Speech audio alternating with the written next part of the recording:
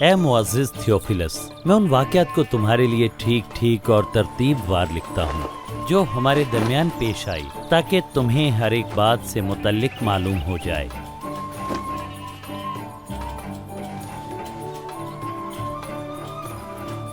جن دنوں قیصر اگسطس روم کا حکمران تھا اور ہیرودیس اعظم یہودیہ کا بادشاہ تھا، اس وقت اللہ تعالیٰ نے اپنے فرشتے حضرت جبرائیل علیہ السلام کو ناصرت کی ایک کنواری حضرت مریم صدیقہ کے پاس بھیجا۔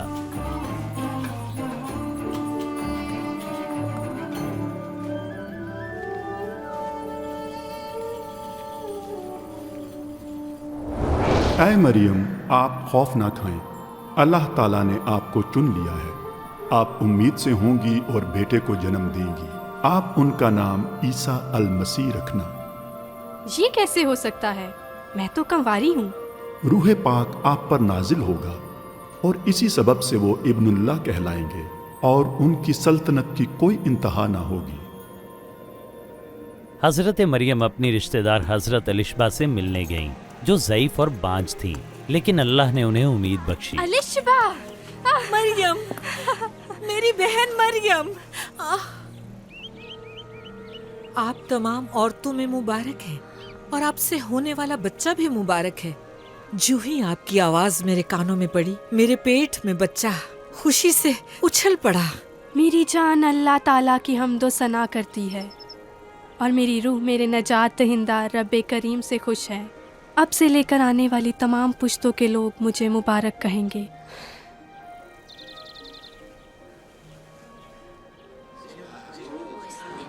ناصرت کے رہنے والے لوگوں سنو، قیصر اگسطس کے حکم سے ان علاقوں میں جن کا وہ حکمران ہے، یعنی جلیل اور یہودیہ میں مردم شماری ہوگی، اس وجہ سے سب لوگ ان علاقوں میں جا کر اپنے اپنے نام لکھوائیں جن علاقوں میں ان کے آباء و اجداد پیدا ہوئے تھے۔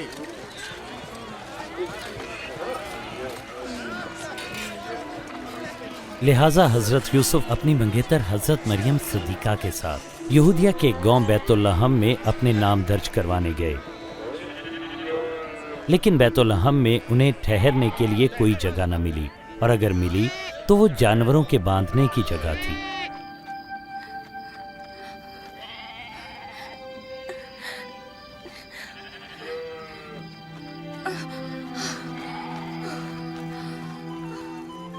ان دنوں ملک کے اس علاقے میں کچھ چرواہے رات کے وقت اپنی بھیڑوں کی رکھوالی کر رہے تھے۔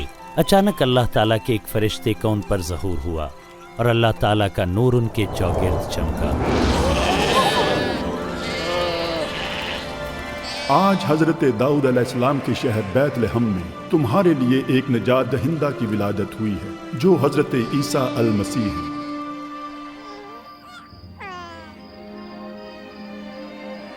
وہ چرواہے اس معصوم بچے کو دیکھنے کے لیے چل پڑے، اور نجات دہندہ کی ولادت سے متعلق خوشخبری سنانے والے سب سے پہلے لوگ ٹھہرے۔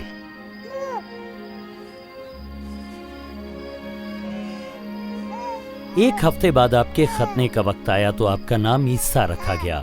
حضرت یوسف اور بی بی مریم آپ کو یروشلم لے گئے تاکہ آپ کو اللہ تعالیٰ کے حضور پیش کیا جائے۔ بیت المقدس میں ایک بزرگ اور پرہیزگار شخص شمعون موجود تھے۔ روح پاک نے ان سے وعدہ کر رکھا تھا کہ جب تک وہ مسیحا کا دیدار نہ کر لیں موت کا مزہ نہ چکھیں گے۔ اے رب العزت، اب اپنے خادم کو اپنے وعدے کے مطابق اطمینان سے رخصت فرما دے۔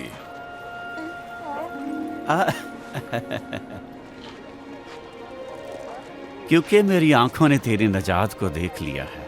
یہ بچہ اللہ تعالیٰ کی طرف سے ہے۔ اللہ تعالیٰ تم دونوں کو برکت دے۔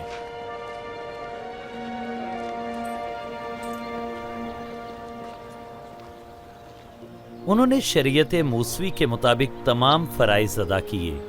پھر کچھ عرصے بعد وہ ناصرت میں اپنے گھر کی طرف واپس روانہ ہو گئے۔ جب عیسیٰ المسیح 12 سال کے ہوئے تو حضرت یوسف اور بی بی مریم انہیں عید فصح منانے کے لیے یروشلم لے گئے۔ جب وہ واپس آنے لگے تو ان کا خیال تھا کہ حضرت عیسیٰ المسیح ان کے ساتھ ہیں، لیکن ایسا نہیں تھا۔ حضرت عیسیٰ المسیح پیچھے رہ گئے تھے۔ وہ آپ کو ڈھونڈنے کے لیے 3 دن چل کر واپس پہنچے تو آپ کو یہودی مذہبی علماء کے ساتھ بیٹھا ہوا پایا۔ یہ بچہ ہے کون جو ایسے سوال کر رہا ہے؟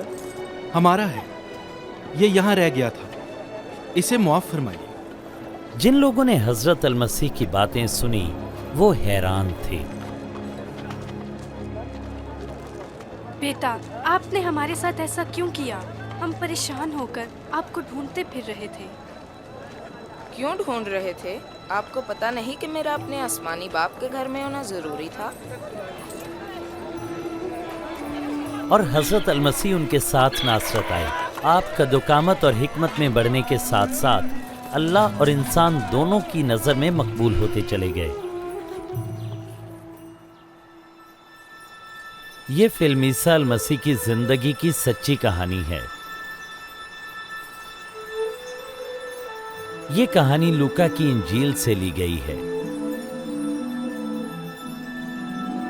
انسپریشنل فلمز پیش کرتے ہیں عیسیٰ ابن مریم علیہ السلام۔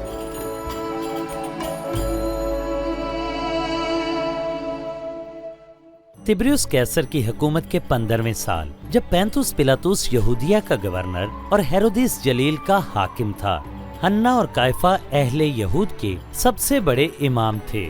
ان دنوں بی بی الشبہ کے بیٹے حضرت یحییٰ دریائے اردن کے کنارے تبلیغ کرنے لگے کہ لوگوں اپنے گناہوں کی معافی کے لیے توبہ کرو اور پانی میں استباغ لو۔ لوگوں اپنی بری روشوں سے باز آؤ اور استباغ لو تو اللہ تعالیٰ تمہارے گناہ بخش دے گا، جیسے کہ حضرت اشعیاء نبی کے صحیفے میں لکھا ہے کہ بیابان میں کوئی پکار رہا ہے کہ اپنے مولا کے لیے راہ تیار کرو، ان کا راستہ ہموار کرو۔ یقیناً ہر ایک گھاٹی بھر دی جائے گی اور ہر ایک پہاڑ اور ٹیلا نیچا کیا جائے گا، ٹیڑھے راستے سیدھے کیے جائیں گے اور جو ناہموار ہے ہموار کیا جائے گا، اور سارے بنی نو انسان گناہوں سے نجات پائیں گے۔ ہم کیا کریں؟ ہمیں بھی بتائیے۔ اے سانپ کے بچوں، آپ کیا چاہتے ہیں ہم کیا کریں؟ ہماری مدد فرمائیے اور بتائیے کہ کون سی راہ پر چلیں۔ جس کے پاس 2 کرتے ہیں وہ ایک اس کو دے دے جس کے پاس نہیں ہے، جس کے پاس کھانا ہے وہ بانٹ کر کھائے۔ استاد محترم، ہم تو محصول لینے والے ہیں، ہم کیا کریں؟ اتنا ہی محصول لو جتنا جائز ہے۔ ہم کیا کریں؟ ہمارے لیے کیا حکم ہے؟ کسی سے زبردستی پیسہ نہ لو، کسی پر جھوٹا الزام نہ لگاؤ، اپنی تنخواہ میں گزارا کرو۔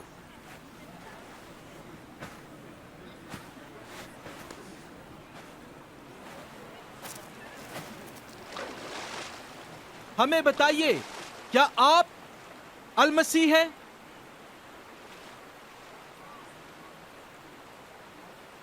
میں تمہیں پانی سے استباغ دیتا ہوں، لیکن آنے والا مجھ سے بھی زیادہ صاحب اختیار ہے۔ میں تو ان کی جوتی کے تسمے کھولنے کے لائق بھی نہیں ہوں، لیکن وہ تمہیں روح پاک اور آگ سے استباغ دیں گے۔ وہ انصاف کرنے کے لیے آ رہے ہیں تاکہ شریروں کو نیک لوگوں سے جدا کریں۔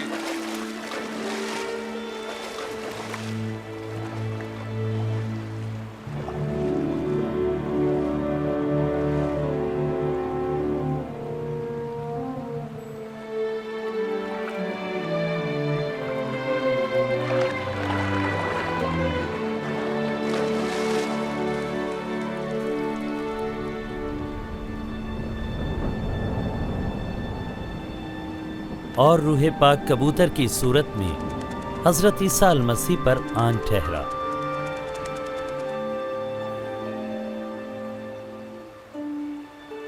اور آسمان سے یہ آواز آئی، یہ میرا فرزند ہے جس سے میں راضی ہوں۔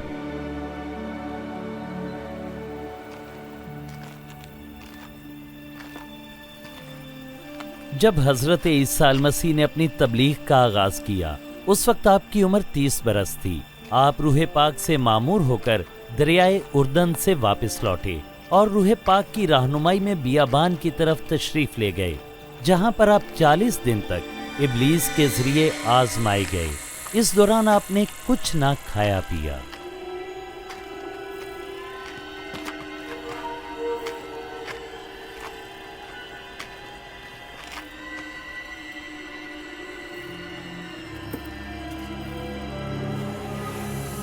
इब्लीस ने ईसा अल मसीह से कहा, अगर तो इब्नुल्लाह है तो इन पत्थरों से कह के रोटियां बन जाएं।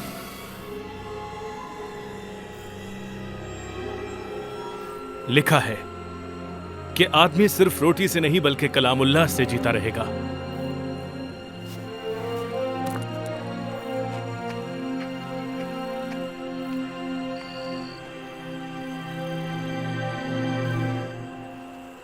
इसके बाद इब्लीस ने आपको एक ऊंचे मकाम पर ले जाकर दुनिया की सब सल्तनतें दिखाई।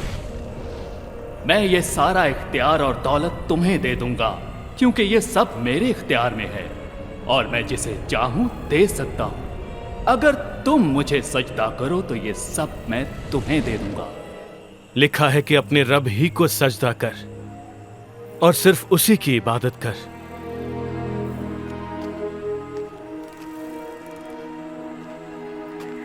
फिर इब्लीस आपको बैतुल मक़दिस ले गया और सबसे ऊंचे किनारे पर ला खड़ा किया।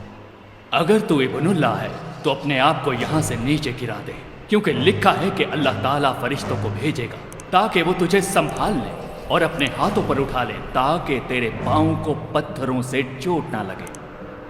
कलामुल्लाह में लिखा है कि तू अपने रब की आजमाइश ना कर।